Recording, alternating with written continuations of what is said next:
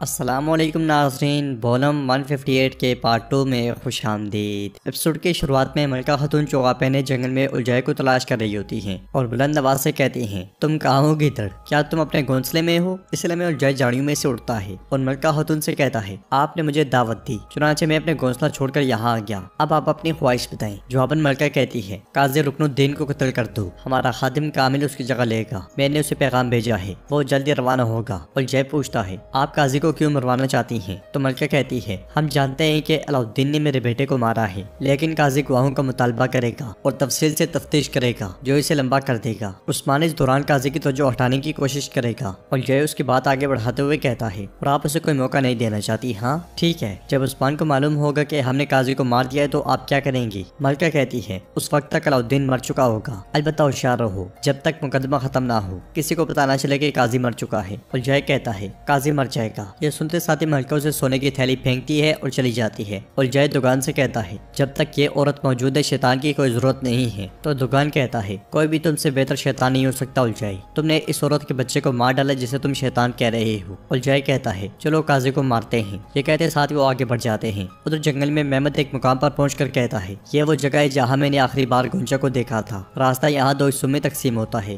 गुकमान जो सिपाही पीछे आ रहे हैं उनके साथ शुमाल में जाओ, क्योमाज और मैं जुनूब में जाएंगे। गुकमान अलाउद्दीन और गुंजा को ढूंढने से पहले कोई भी कबीले वापस नहीं जाएगा। अलाउद्दीन को जहाँ भी देखो मार डालो। गुकमान पूछता है, गुंजा खातून के बारे में क्या है? तो मेहमद कहता है, मेरे बाबा से खुद सजा देना चाहते हैं। इसके साथ ही वो दो हिस्सों में तकसीम हो जाते हैं। गार में गुंजा खाना बना रही होती है, इसलिए अलाउद्दीन वहाँ पे आता है और गुंजा को परेशान देकर उसके साथ बैठ जाता है। फिर पूछता है, क्या हुआ? क्या तुम पहले दिन ही मुझसे नाराज हो? परेशान क्यों लग रही हो? बताओ मुझे। जवाबन गुंजा कहती है, मुझे डर है कि आगे क्या होने वाला है। मैं आपको हमेशा मुसीबत में डालती हूँ, मैं हमेशा मुसीबत ही लाती हूँ। तो अलाउद्दीन कहता है, जी हाँ, तुम हमेशा मेरे लिए मुसीबत ही लाती हो, लेकिन यह मुसीबत खुशनुमा होती है। ये कहते साथ ही वो उसे फूल देता है तो गुंजा खुश हो जाती है। अलाउद्दीन उसे प्यार करते हुए कहता है, तुम हरगिज़ परेशान ना हो, हमने एक दूसरे से मोहब्बत का वादा किया था। तख्त के लिए उनके नापाक अज़ाइम हमारी मोहब्बत को रोक नहीं सकते, हम ही जीतेंगे। अब बताओ हम क्या खाएंगे? तो गुंजा कहती है, मैंने खाना बना लिया है, लेकिन ये शिकार आखिरी है। अलाउद्दीन कहता है, क्या आप पहले ही दिन अपने शोहर को भूख से आजमा रही हैं? जवाबन गुंजा हंसते हुए कहती है, अगर मेरा शोहर पहाड़ों में घूम फिर कर सिर्फ मेरे लिए फूल ही चुनता रहेगा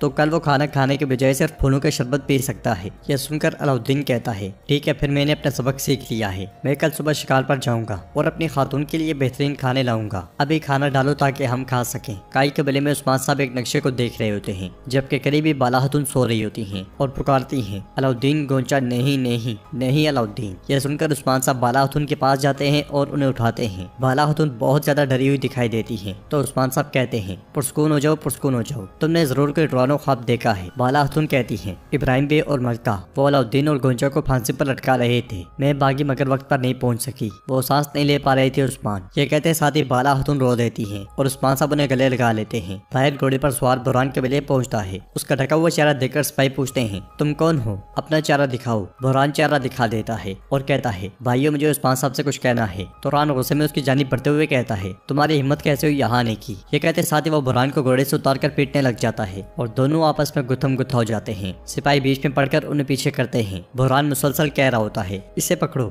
मैंने उस्मान साहब से बात करनी है। आइकुत बुरहान को पुरस्कून करते हुए कहता है, आइए इसकी बात सुनते हैं। फिर बुरहान से कहता है, बुरहान साहब अब तुम्हारे पास मेरे हुजूर से कहने के लिए कुछ नहीं होना चाहिए, लेकिन अगर तुम हुजूर के हाथों से मरना चाहते हो तो चलो चलते हैं। ये कहते साथ ही वो बुरहान की अच्छे से तलाशी लेता है और दोनों खेमे की जानिब चल पड़ते हैं। खेमे में उस्मान साहब बाला खातून से कहते हैं, ये डरावना ख्वाब जो तुमने अभी देखा है इसका इशारा एक अच्छी इलामत है। वो दोनों एक साथ तवील सफर तय करेंगे और तुम अलाउद्दीन को अपने दिमाग से नहीं निकाल पा रही। यही वजह है कि तुम हमेशा उसके बारे में ख्वाब देखती हो। फिर नक्शे के पास आकर कहते हैं, जब भी मैं यहाँ देखता हूँ मुझे बुरसा की तरफ जाने वाला रास्ता नजर आता है। बाला खातून उड़ते हुए पूछती हैं, उस्मान अलाउद्दीन मफरूर है और तुम? उस्मान साहब कहते हैं, माएँ हर चीज को बढ़ा चढ़ा कर पेश करती हैं, सिर्फ इंतजार करो। जब मैं उनकी परवरिश कर रहा था तब भी मैंने उन्हें कभी भूखा नहीं छोड़ा था। जो कुछ उन्होंने सीखा है वो खुद उससे हल निकाल लेंगे, परेशान ना हो। बाला खातून पूछती हैं, अदालत का क्या होगा? उस्मान साहब कहते हैं, इंतजार करो और पहले इस पर एक नजर डालो। ये मेगाजा है, इसका मुकाम बहुत अहम है क्योंकि इसके पीछे बोरसा और फिर रेजनिक है। मैं उन्हीं की तरफ बढ़ूंगा। हमारे सामने बहुत सी रुकावटें हैं, अदालत, जानदार और दरमियान के इत्तेहाद। लेकिन अगर वो अदालत में कोई चाल चलते हैं, उन्हें हमारे इंतकाम का सामना करना पड़ेगा। हम जल्दी उन्हें जवाब देंगे और उसके बाद में अलाउद्दीन को उसकी माँ से मिलवा दूंगा। यह सुनकर बाला खातून खुश हो जाती है और उस्मान साहब कहते हैं, अब मुझे बताओ कि क्या हम मरने से पहले बोरसा में अपना परचम बुलंद होता हुआ देख सकेंगे? तो बाला खातून कहती है, मेरे उस्मान, मुझे नहीं मालूम कि हम उसे देख सकेंगे या नहीं, लेकिन जो बीज आपने बोया है वो इतना ज्यादा मजबूत है कि मुझे कोई शक नहीं कि आने वाले वक्त में हमारा परचम पूरी दुनिया में फैलेगा।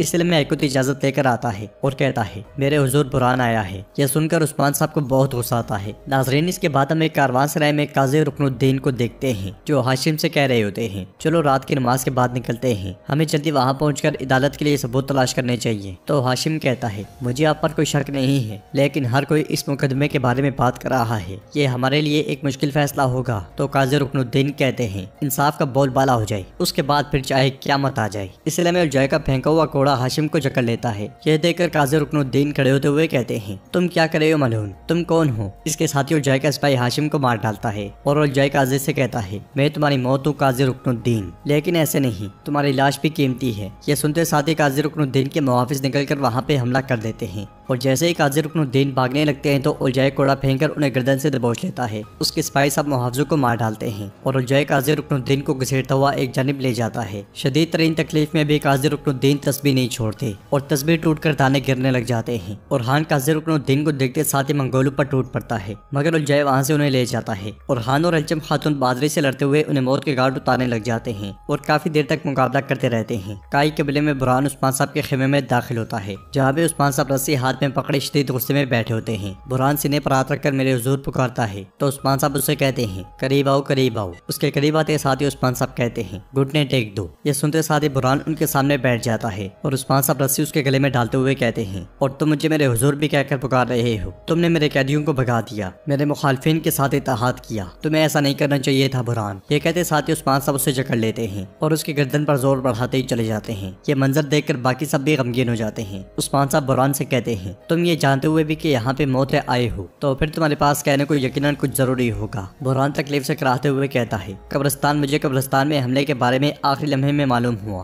मुझे मौका नहीं मिला, मैंने सोचा कि इनके दरमियान रहना दूर से देखने से बेहतर होगा। जहरकुतई उससे पूछता है, तो क्या तुमने ही वो तीर फेंके? हाँ। उस्मान साहब पूछते हैं, तुम्हारा मकसद क्या है? तो बुरहान कहता है, किले से लिया जाने वाला सोना मैं वापस हासिल करना चाहता हूँ, उसके बाद आप चाहें तो मुझे जिला वतन कर दें, मुझे इजाजत दें मैं अपना आखिरी फर्ज पूरा करूँ। ये सुनते साथ ही उस्मान साहब उसे लात मारकर जमीन पे फेंक देते हैं। बुरहान बैठते हुए कहता है, इब्राहिम साहब, वो शहजादे अलाउद्दीन को ढूंढ कर मारना चाहते हैं। मैंने उन्हें बताया कि मैं और कोनूर जानते हैं कि वो कहाँ है। हम लोग इब्राहिम साहब को बताने चाह रहे थे कि आप लोग शहजादे अलाउद्दीन से कहाँ मिलने वाले हैं। तो उस्मान साहब उसके पास आकर कहते हैं, तो इब्राहिम साहब अलाउद्दीन को चाहते हैं, हम उसे जगह बताएंगे और इस तरह इब्राहिम हमारे पास खुद आएगा। मेरे हुक्म का इंतजार करो और निकल जाओ। यह सुनकर बुरहान खड़े होकर कहता है, जैसे आपका हुक्म मेरे हुजूर। और इसके साथ ही बुरहान चला जाता है। सरदार कुंदूज उस्मान साहब से पूछता है, उलझाए के बारे में क्या ख्याल है? बुरहान जानता है कि वो कहाँ है, हम क्या उसे कत्ल नहीं करेंगे? तो उस्मान साहब कहते हैं, नहीं, उलझाए के पीछे कौन है, हमें सबसे पहले ये जानना है। और नाजरीन, एपिसोड भी इख्तिताम पजीर होती है। अगर आपको वीडियो पसंद आए तो वीडियो को लाइक करें, चैनल को सब्सक्राइब